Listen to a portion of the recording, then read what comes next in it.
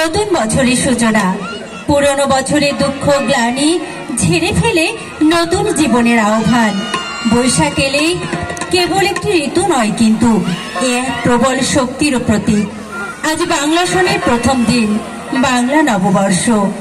নববর্ষ আমাদের প্রাণের উৎসব, বাংলা ও বাঙালি জাতির জীবনের ঐতিহাসিক দিন। প্রাচীনকাল থেকে জাতি, ধর্ম, বর্ণ নির্বিশেষে এটা বাঙালির আনন্দময় জাতীয় উৎসব।